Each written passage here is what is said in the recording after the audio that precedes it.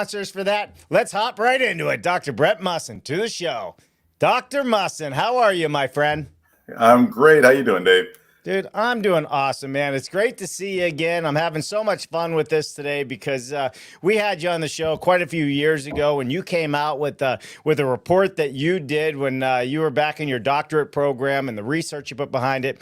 That's kind of what put you on the radar. But since then, you have done so much. So I'm super excited to have you back. And if it sounds like, I'm kind of a fan, well, I am. Well, I'm a fan too. Thanks. I really appreciate coming back on the show. Your audience is great, and you and Jen are awesome. So thanks for having me back. Well, thank you. So our audience has grown quite a lot since we last had you on the show, Doctor. So why don't we do this? Why don't you let everybody know a little bit about who you are, where you come from, how you got in this space? In fact, we want to know everything about you from the moment you were born to this very moment in time. You know the drill. Don't leave out any good stuff from the hospital, or we will have a family member on, and I know it'll get embarrassing for you. So with that said, go ahead, take a few moments, tell us who you are, and then we'll hop into what Dr. Musson is up to today.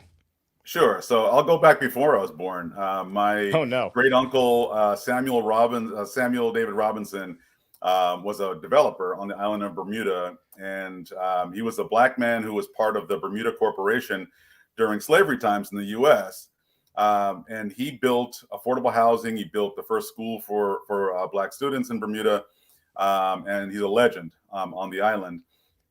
And so his nephew is my grandfather, Horace Musson, who was a self-taught engineer and is also a legend on the island. Both of these guys are in the Historical Society in Bermuda. And my grandfather, Horace, invented something called the stone cutting machine, which was revolutionized the construction industry on the island.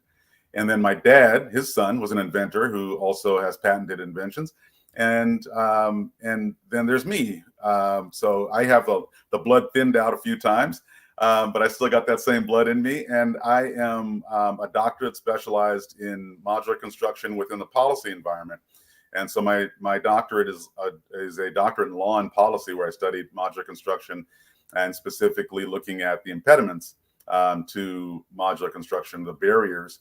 And so now what I'm doing is applying that training along with my contractor's license and broker's license and Lean Six Sigma and all the other stuff to the science of determining how to create policy that encourages the use of modern methods of construction to produce affordable housing. So affordable housing right now is probably the most salient policy crisis that we deal with on an ongoing basis. Of course, we have things that hot flash buttons, but that's the thing that people are dealing with, and so that's where I'm serving. Yeah, that's who I am. Well, I appreciate that, and man, do you have some big shoes to fill, right? I would imagine what it's like sitting around your Thanksgiving table. Right. So, Dr. Musson, what have you done today? That's pretty cool. Yeah. That's really cool to have that type of lineage and be able to carry that on personally yourself. And you're doing a great job of it. So congratulations on that. Thanks. Housing crisis. Let's do some stats real quick, right? You got the National Association of Realtors puts the shortage of affordable housing in the U.S. at 7.2 million houses. And Pew Research Center claims that 46% of Americans are rent burdened, paying more than 30% of their household income on rent.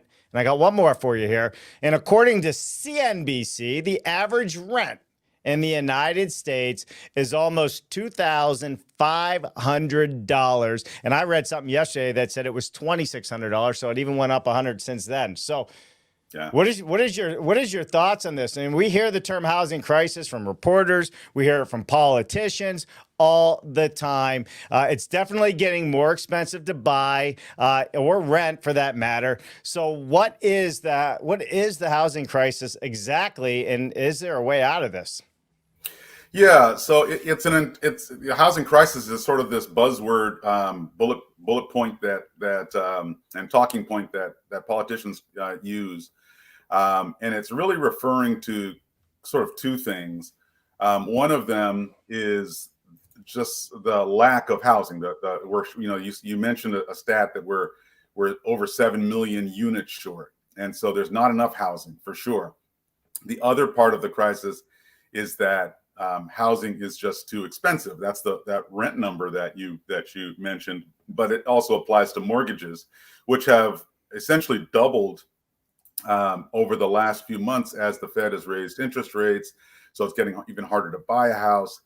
There are also some pieces that don't show up in the stats so easily, but they also apply. And so there's a legacy of some social barriers like redlining and underemployment and over criminalization. So if someone has a record, it's hard for them to get loans, and there are so many different pieces that fit into this puzzle. What the housing crisis really represents, but in a larger sense, we also have to recognize it as something else, and that's a market failure.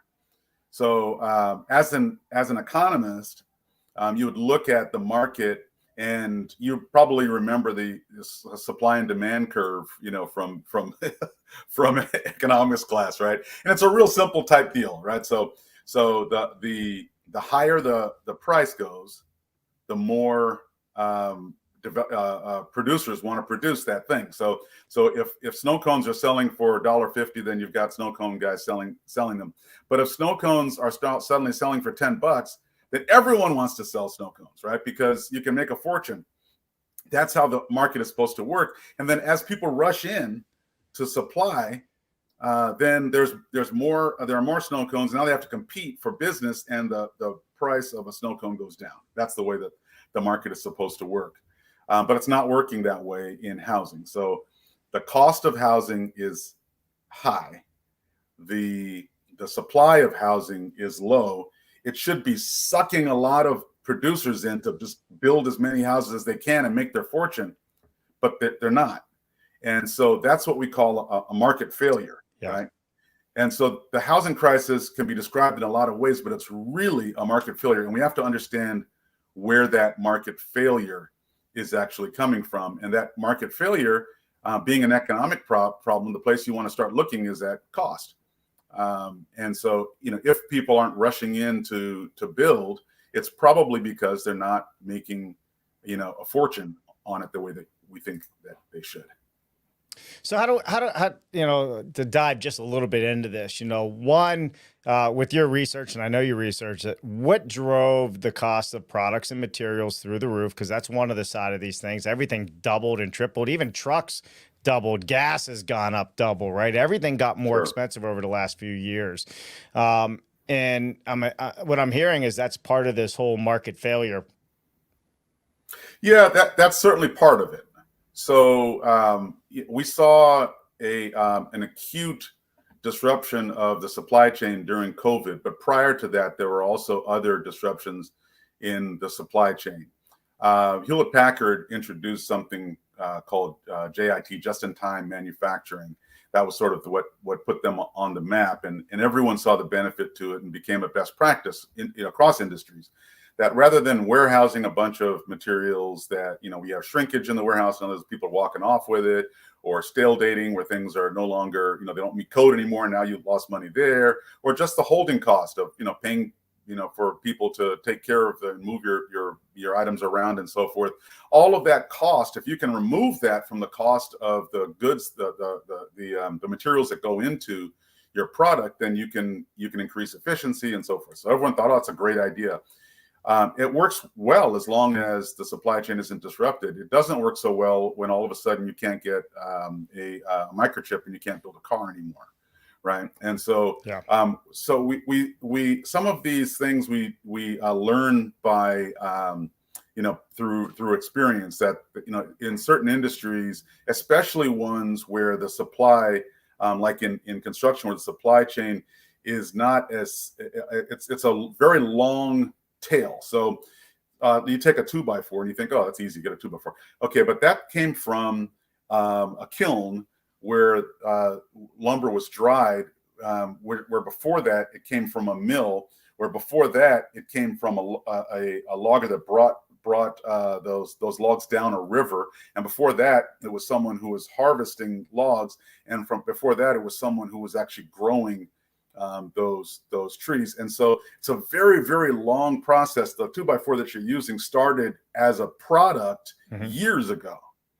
And so you don't have the flexibility to deal with something like a forest fire or drought that dries up a river and makes it more difficult, for that, to move, or COVID shuts down a facility, or any of these types of things that happen. Wildfire shuts down your power, and now your mill is off. I mean, we've all seen the price of gasoline go up and down because of a storm knocking out a refinery. Fortunately, with that, it's a pretty short run thing, from crude to gasoline, but not so with building materials. None of them, frankly. So we have absolutely paid the price there, but that's not really our biggest problem. I mean, if you're here in Los Angeles, for instance, they're dealing with the cost of building permanent supportive housing for the homeless. The last figure I saw was $600,000 a unit is the cost to build. That's not building materials. It's not building materials, and I can tell you how we can prove that really easily. Check the I can't remember what the trade group is for mobile homes, but they tracked the cost to build mobile homes. When I was doing my research, it was $45 a square foot. I'd be surprised if they were over $100 a square foot to build mobile homes. And they're using substantially the same, similar materials. Yeah. So clearly it's not the materials. There are other things that are coming into play. $200,000 of that $600,000 cost for building permanent supportive housing is legal fees to fight NIMBYism, right? And so there are all sorts of hidden costs that we have to deal with, and it's a very sophisticated problem in identifying and smoothing out some of those costs. Yeah, and I want to jump into some of that in more detail in a minute, but let's do some more statistics for everybody here, right? There's 580,000 homeless Americans and rising on a regular basis. 37,000 of those are homeless veterans, and homeless over 170,000 people in families with children. So think about 170,000 families are homeless, and more than 1/3 of the homeless are disabled. So it's everywhere in America. We traveled this country for 2 years, and that's almost been a year ago since we stopped that. And we've seen it in every city, under every bridge, around every turn, every corner. California, definitely for sure. So it is everywhere. Is it an affordable housing issue, or is homelessness something other than an affordable housing issue? It's both. Before I even answer that question, I have to respond to the idea of all those homeless veterans. I think it's deplorable that you send someone overseas and expect them to put their lives on the line and can't take care of them here at home. We've got folks that all the way back to Vietnam era who've been on the streets for decades. It blows my mind that that's somehow okay. So anyway, let me get off my soapbox on that and just move Thank forward. you. So it is both an issue of the housing crisis on steroids, and it's also an issue of the actual people themselves who oftentimes are suffering from some type of impediment. It could be a mental illness, it could be drug addiction. It could be, something else, but there are also economic refugees that just simply lost their homes. So let's start with those who are suffering from some impediment. It's really easy to, like the cartoons when we were kids. That's a bum, or that's a hobo. So you got someone with a stick, and they got the bandana on the end with all their stuff, and you think, oh, that person, they're just a person doesn't want to work or whatever. It's so much more complex than that. People who turn to drugs are escaping some terrible things. Sometimes those traumas are violence or something else. But there are certainly enough things to escape. Sometimes people have become addicted because they were prescribed something by a doctor. There are all sorts of reasons why someone could become addicted to, to some type of a substance that has them now incapable of caring for themselves, especially when the margin is so close, right? So a lot of the people who I know who are not homeless, who are productive members of society, are one paycheck from being homeless themselves. So it doesn't take much to take that person and push them over the edge and make them homeless, right? So and of course, those who have mental illness, I mean, I don't even, there's no way that you can blame that person for, for something that they didn't choose. But let's look at, so that's a policy issue. That's not a housing issue. It's a county services issue. And so that's a whole nother conversation. But on the economic refugee side, there's certainly things that we can deal with that are directly to do with producing more housing, and that will move the ball dramatically as far as getting people housed, and then wraparound services from the county to help them to transition from there into more self-sufficiency. But there are also some strategies that can be used that can turn permanent supportive housing into a profitable venture for private capital. And those policies are the types of things that, that we help government to identify and to implement. There's the idea of permanent supportive housing in most government halls is discussed within the context of a cost, but it doesn't have to be that way. It doesn't have to be a cost. It can also be handled as a way to attract private investment into that. And there are, frankly, plenty of companies now, I shouldn't say plenty, there are some who have figured out, how to do it, even without friendly policy, how to make money doing permanent supportive housing, how to make money doing affordable housing. Can you give us some examples of those people? The largest of its kind is a for-profit that I know of. Here in Los Angeles is a for-profit company called Solon. Yeah. And they are the biggest Section 8 landlord in Los Angeles, but they don't operate the way that most Section 8 landlords do. Most Section 8 landlords or any type of, Section 8 is a federal voucher program. And so most have a finance stack that is using government money and some other institutional money, and they have covenants that say they have to be building affordable housing and has to stay affordable housing as long as forever type thing. But Solo's model is designed so that they only build within so they only build within opportunity zones. And opportunity zone tax benefits are really attractive to private equity. I won't get into what those benefits are, what that really means. But the idea is, if you're a really, really wealthy equity fund, like a pension fund, and you want to take that money and protect it from having to be taxed for money that you've made on other investments, you can roll that money into an opportunity fund, and then that money is shielded from taxation. The profits you make from it is shielded from taxation. And then there's all kinds of rapid depreciation benefits and all sorts of things that you can do that make money. And so they've figured out how, without the participation or help from any particular government agency, just to use what the government has already put out there to make a profit model around Section 8 housing. And so, that's certainly one approach. Sure. But it shouldn't be as hard to do that.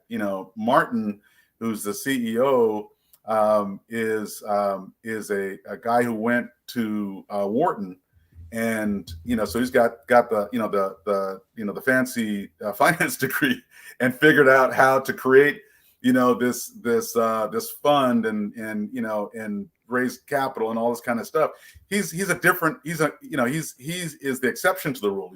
So everyone shouldn't have to be a Martin Muccio to be able to pull this off. Right. And so we're helping government to be able to make it easier so that more people can participate in that process.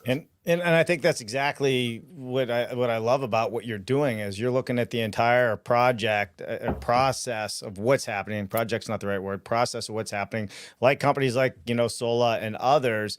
And you're kind of putting it together in a way that you can actually have intelligent conversations with the policymakers that don't understand it the way we understand it. And my guess is, knowing you're putting it in very layman's terms so they can get a grip on it, because most of us don't have finance degrees. At least I don't. I should go get one, it sounds like, though. So yeah, I mean, just speaking on that, I think that the job of government, or anyone who's teaching a subject, Einstein said, if you can't explain it simply, you don't understand it well enough. And right. So, you know, those of us who have particular fields of expertise have to be able to make it accessible to anyone who wants to use it. That's the job of government, and that's the service of our practice in helping government to do that. Yeah, for sure. Well, I mean, hey, listen, just watch any political speech on TV at any given time. It never sounds like it makes sense. So that would explain everything going on there. So what is government doing about, you know, the housing crisis, the homelessness? You know, are they doing anything that's working? Yeah. So everything works a little bit, right? So we talked a little bit about inclusionary zoning and how inclusionary zoning is. Actually, I think we talked about this before we were on camera when we were chatting in the green room about how inclusionary zoning is actually a form of rent control, and so it does do some things, but it causes other problems. But there are housing trust funds, which is money that the government will set aside specifically for the use of building housing, density bonuses, which if a builder will do certain things, then they'll be able to have more density. Sometimes it's if you build close to transit, which is a good idea, doing transit-oriented development. Sometimes it's also tied to inclusionary zoning, which isn't such a good idea. Expedited permitting helps. So if you're building multifamily housing, they'll rush you through the process. Or land banking, which is when the municipality buys land and then sets land aside, sort of like the housing trust fund. Instead of setting money aside, they're setting land aside for housing. Rent control is sort of now off the table and replaced. When it went off, the new thing was sort of a lot of tax incentives. And so you've got things like the low-income housing tax credit and the opportunity zone, which is probably the newest one. And then you've got things like the community development financial institutions, which is known as a CDFI. That's a tongue twister for me. But they're all working a little bit, right? But even with all of those things there, more has to be done. So Gavin Newsom, for instance, signed in California, he's the governor in California, signed 15 housing bills in, I think, 2017. They do things like, there's one called AB 1763, which allows you to sort of go over the head of local government and have more density. And there's some that there's one that allows you to do ADUs. So any single family home can turn the garage into another unit or build a brand new one. And, there's a bunch of different bills, 15 different bills. Karen Bass is the mayor of Los Angeles, newly elected. And she ran on a platform of dealing with homelessness. And so one thing that she did was announced a state of emergency, which released federal funds and so forth. But she also made collaborations with other cities. So everyone knows about Los Angeles. Some people know about Long Beach. Long Beach is the second largest city in the county. Right. And so Los Angeles and Long Beach are collaborating together to address it together, cooperatively. With the county and so forth. So there are things that are happening. It's a little early to know if the governor and the mayor's new initiatives are working, but nothing has solved the problem. Matter of fact, the problem is worsening. So cost of housing is going up. The supply of housing is growing. It always grows, but it's growing slower than the population. and affordability is worse, supply is worse, homelessness is increasing. Everything is going the wrong direction, even with all those things in place. So, it's funny you talk about the policies, and I flashed up that you were still talking, so I took it down. But I don't know how true this is, but I'm going to share it. Maybe but here's one side where they're trying to put new policies in place, and then on the other side, they're calling in the National Guard to clean up the homeless in the streets. Like this is the double-edged sword of politics and how do you actually deal with this? I mean, cleaning it up, what does that mean? Like, where do you put them? Where do you move them? Maybe they have a place to put them. I don't know the answer to that. Yeah, there was something during COVID that was done in California where they literally just booked homeless people into hotels, right? And it was cheaper actually to put them in hotels than it is to build new housing. Sure. But it was a temporary emergency measure, and that's certainly not the permanent solution. Right. But it just demonstrates how acute the problem really is. It really is an acute problem, and it requires a much larger, much more direct and aggressive solution. And it's not the type of solution where you throw dollars at it. There aren't enough dollars to make it happen. You have to change the environment. You have to literally change the environment to make it easier to develop.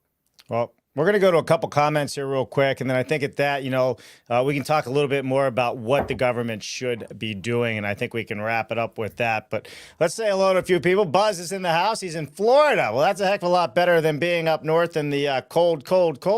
Hope you're having fun, man. Put on that sunscreen. You know how those northerners are. You guys get burned real quick. I'm one of them. I know how that goes. Hey, Rachel Levy. Wow, those stats are appalling. Such an important topic to cover, especially as it relates to how the future of modular can address it. Yep, Rachel Levy. It's good to see Rachel. If anybody needs any PR, that is the person to go to right there. She seems to know everybody and everything. Henry Mickelberg, look who's back. He's alive. I would suggest that a housing crisis, many crises exist across developed countries, is a necessary part of the country's economic model, kind of like Porsche's 911s. Discuss. You got anything for that? Yeah. There is something about capitalism that that definitely necessitates that somebody be a winner and somebody be a loser. There's no question about that. But I think that the housing market as a subset of capitalism doesn't necessitate that. The housing market really is not a zero-sum game where you have to have a small house so that I can have a big one. It really is not that way. And our solutions, I think that where that plays out that way is in NIMBYism, where some people say, look, we got to have affordable housing. They say, oh, great, because we're going to put one, a block and a half away from here. And everyone says, okay, but we don't need affordable housing that close. Right. And right. That's where the zero-sum games, I think, starts to play out. It's why permanent supportive housing for the homeless costs $600,000 a unit as opposed to $400,000, which is still outrageous. But literally 1/3 of the cost is just in fighting against people who say don't put it here. And so, we have to deal with that as well. But I think there are much bigger fish to fry. Yeah, it still just blows my mind every time you say $600,000 for an affordable apartment. Cost. Cost.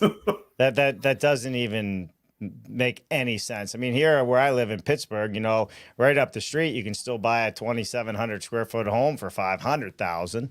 Starting, right. It says it's probably a lot more than that once you get into the numbers with the builder, but wow. And here you're building a whole complex in there. It's $600,000. I don't know. Yeah. I don't like the sound of that. Steve Schrader, a hunt digger in the house. What's up, Steve? I hope you're doing well. The problem is even more difficult when you consider the poorest disabled residents. In many places, the poorest families can barely pay the cost of operating an apartment home, even if developers could build that building for free. There's truth to that. Yeah, that's true. The cost of everything has gone up, but a lot of people's incomes have not followed it. Yeah, actually incomes, went down at the same time that rents went up in California. So yeah, right. Right. Appreciate you joining us today, Steve. I hope all is well. George Ryman's in the house. Big issue with affordable housing is the fact that there are always other buyers who are willing to drive up the prices, supply and demand, until a manufacturer is willing to always accept his lower price no matter what, how much is being offered, and the demand remains high. I don't see housing ever really being affordable. Yeah. Hey, George. Yeah. Yeah, I hear you, man. I think that what you've described there is not a business. You know, I think that we can't reasonably expect that anyone selling a profit is going to take less than the highest bidder. So what's required to bring down the bids is more supply. And so all of us in the modular space, you know, sort of recognize that this isn't a competition between us and each other. It's about, you know, us versus stick built, or right now, nothing. Us versus nothing, because nothing's being built, or not enough is being built, you know. And so, you know, this is me tooting the horn that Dave usually toots, which is stop keeping secrets, collaborate with each other, help each other along. When we all do well, you know, when each of us does well, we all do well. Yeah, very much so. Man, we got all the heavy hitters hopping in today. Julian Boren. What's up, Julian? Good to see you. It has been proven many times that housing the homeless is less expensive than dealing with the consequences. Very true.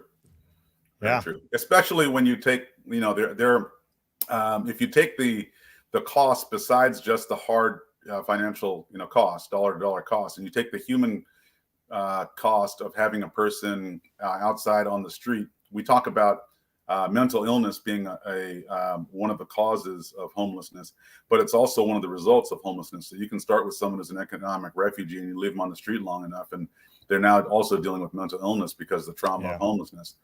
And so the cost of that, the human toll, if you know, we talk about people being priceless. What is the real cost of that, you know?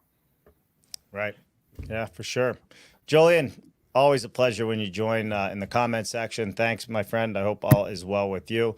Peaceful Bliss had another comment from YouTube. You have to get to the root of the problem as to why they're homeless. Price of housing, it's ridiculous.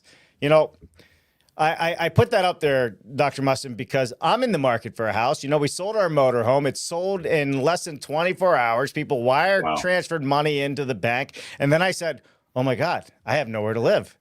Right?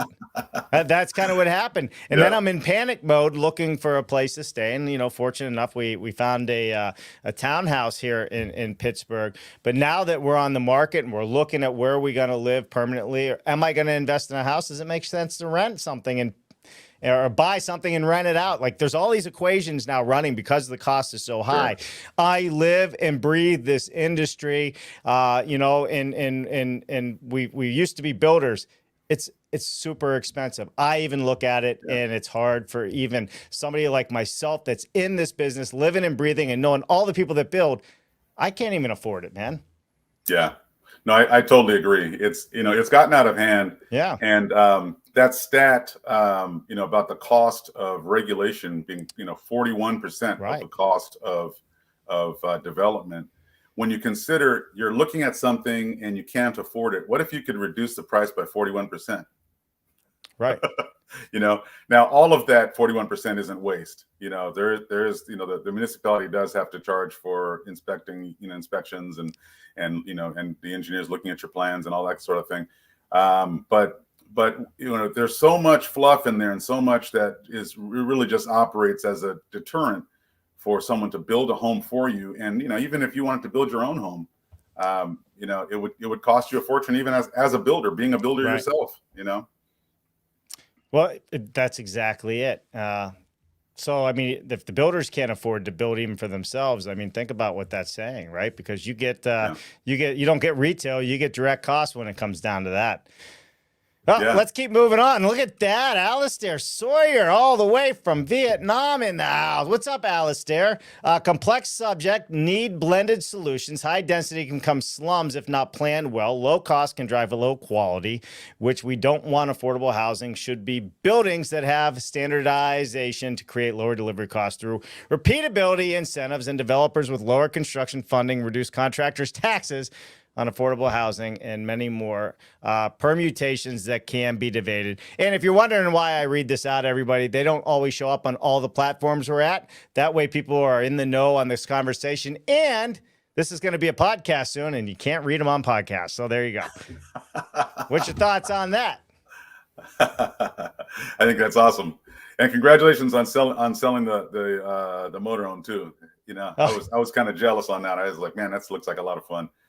You know what? It was a lot of fun, and you know what? The funnest part about the whole trip is to meet the innovative people from across this country, no matter what state you're in.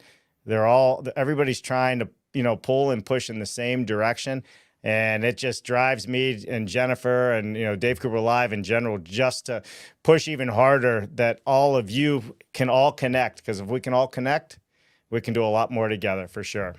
And that's been amazing for sure. So Jen actually put in the private chat, but it's also the markup on the 41%.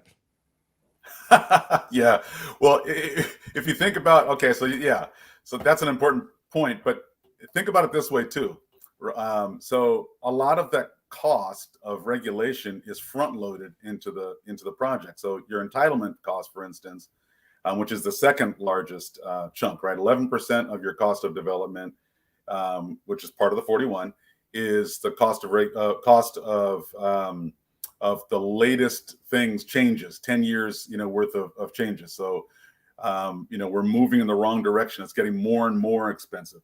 Right. But the second largest chunk is what you pay upfront, right when you're before you even start building. So that's your entitlement cost, right?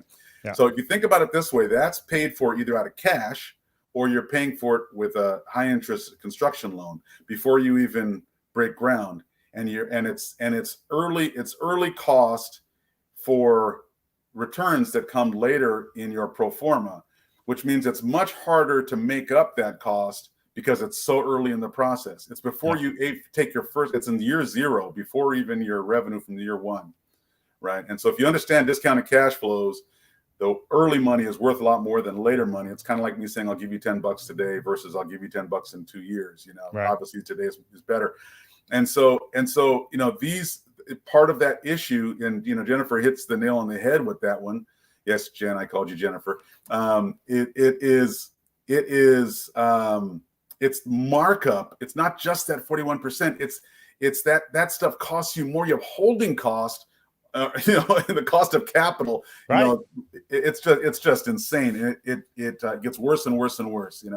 Yeah, no, it definitely does. All right, we got a few more comments to get through, and then we're going to go to that last, what is government going to do, or what should they be doing? Andrew Seeley, what's up? Somewhere in Texas. Great and complex topic. Glad to see many thinkers jumping on the comments. Yeah, that's always fun. Oh, and of course, Henry, that's it. Buy Dave more coffee. That's right. You can go to buymeacoffee.com/Dave Cooper Live if you would like to buy me a few coffees. We are starting a Patreon account. It's we've been working on it for years now. It just takes time, and the energy. But thanks, Henry. I appreciate you buying me more coffee because I don't have enough already. What the heck? Do we need more? Yeah, we should buy him some tea to, some tea. Some herbal tea, some calming, relaxing. That's what I need. Some calm, relaxing herbal teas. Andrew says national tours won't be forgotten. Thank you, Andrew. Love it. Buzz, systems. He's right. Systems approach is how we're going. All right, Dr. Musson, let's wrap this up with, your final thoughts on, what should, the government be doing? I mean, that's really the question. What should the government be doing? And then I'm going to add a little bit more to that. What should all of we, outside of just you and what your organization's doing, what should we be doing to help our government do what they should be doing? Yeah, absolutely.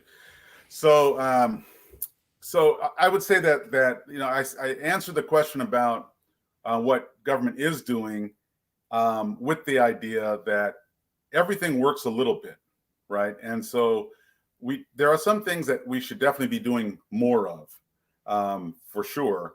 But there's also a lot of low-hanging fruit that's still sort of still hanging on the vine.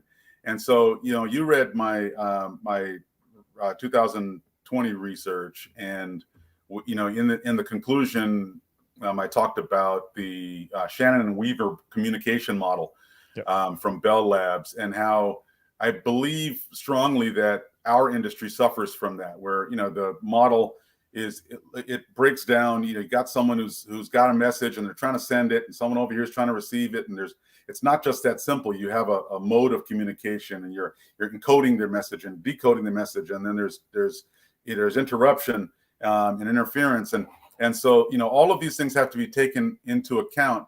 One of in understanding why a message isn't getting across. And I'll give you an example. We had the property in Long Beach where we were building the factory for Musson Factory when we were doing hard deliverables. And so recently we liquidated that facility and are focused just on the consulting side. Well, it turns out our property was in an opportunity zone. It was also in a special downtown overlay. So the property is 1 mile from the beach in Long Beach, and so the city is trying to promote development. So there's a downtown overlay, and there's something else going on, and there are all these different government incentives that start from federal government incentive all the way. There's actually a federal incentive for this for the area. There's a state incentive. And there are 2 city incentives. And what the city hasn't done a good job of is communicating to developers who are looking at developing somewhere in Southern California, frankly, from all over the world. They're not doing a very good job of saying, hey, these are all the things that you can put together. There are multiplier effects between these 2 things that can make this a really profitable place for you to build. Right. I think that's a place that costs very little, and it exploits what's actually already available, out there. That's one thing that government could absolutely do better. And when I say they're not doing a very good job of it, I'm not putting down the city of Long Beach. I'm saying that this is a problem across government, that government as an institutional category struggles with certain types of things. One of them is figuring out synergies and multipliers between their policies and other policies. But there are also other things that the sort of the more of the above thing, like land banking, for instance. If you combine land banking with the synergistic multiplier of opportunity zones and CDFI banks, for instance, those types of things are great opportunities, but those are very generalized sort of recommendations. Every city and every municipality is very different.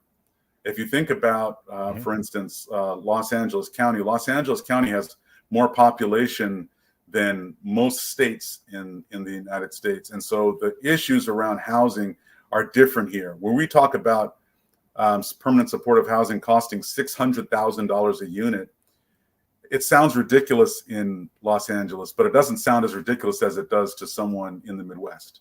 Right. And so the problems and opportunities are different for every municipality, which is why you need a consultant to go in and do the analysis to look at what opportunities are available and figure out how to put those things together. Now, the second part of what you asked was, what can we do? So us as individuals, we're operating in different places, and so rather than just get frustrated with the process, get involved with the process. So if we had on the planning commission a modular developer who could add that voice. Usually when you hear people talking about representation matters, they're usually talking about equity and inclusion by ethnicity and by gender, that type of thing. But it actually matters. Representation matters when you're talking about an industry like ours that's underrepresented, where we don't really have a voice. Where if you think about the way that inspection protocols work, or even OSHA rules, and where in our safety rules in California with OSHA, you're supposed to have a tailgate meeting every day, right, for safety. Well, what do you need a tailgate meeting for in your factory, right? But it's just assuming, oh, everyone's got a pickup truck on your job site.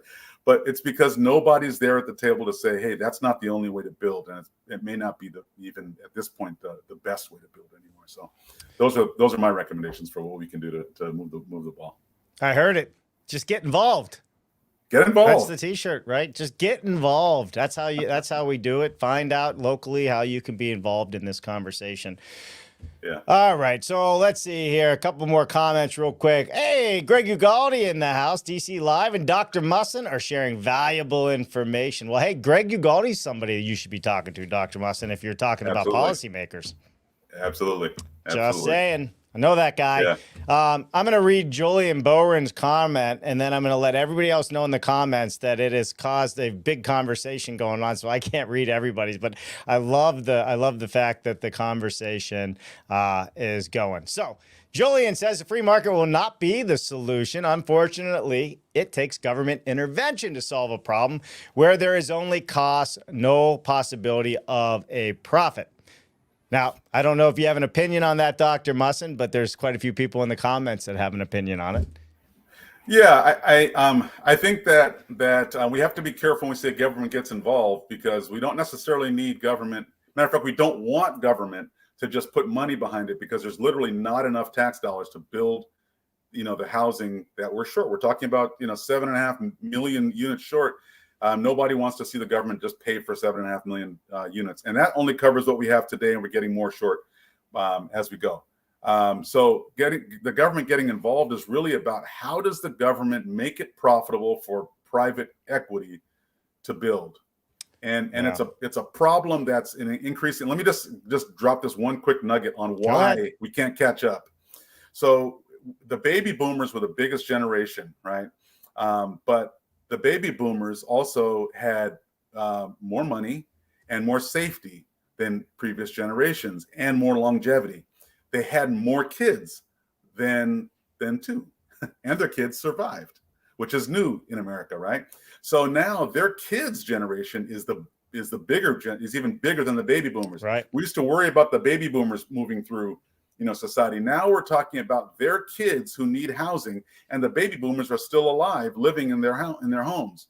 So that's why you cannot keep up with that demand unless you make it easy and profitable for someone to build for that generation. Always a pleasure, Doctor. Always a pleasure. I love it. Thank you so much for joining us today. And hey, if you think this conversation was good, well, we're going to top it off with another one this Wednesday. That's right. This Wednesday, we got Inherent Homes going to be on the show. You'll want to tune in for this, because we're talking about the same issues, the same policies, but how we're going to move it forward. Tim Swanson is coming on. You do not want to miss it, so make sure you join us for that as well. 1 p.m. Eastern, 10 a.m. Pacific. All right, Dr. Musson, is there anything that you want to leave with us? Have I forgot anything? Or are we good? So, yeah, here's the last piece that I want to leave. You asked what we can do, and you are actually a big part of the answer. This type of show provides a platform for people to discuss, and it provides a platform for people to bring some of the challenges forward and so forth. So this is a part of the solution. So I want to thank you and Jen for doing this. I know I thank you every time, but I really mean it. I think you guys are an important part of the solution.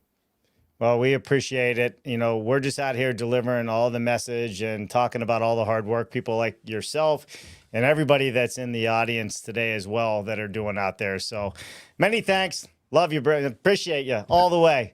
Love appreciate all of it. So, hey, all right, let's do this. Let's thank our sponsors for this show one more time. Dr. Musson, you stay right there. I'll come back to you afterwards. But for the rest of you, man, guess what? It's Monday. You got 4.5 days left to keep doing it better. Let's go build it better. I'm Dave Cooper. Thank you for watching. Bye now. What an amazing show. Thank you to all of our sponsors for helping us to continue to bring all of these innovative conversations to all of you out there. Please visit them, see what they have to offer you. And as always, subscribe to the YouTube channel and ring that bell. It would mean the world to us. I'm Dave Cooper. Thanks for watching.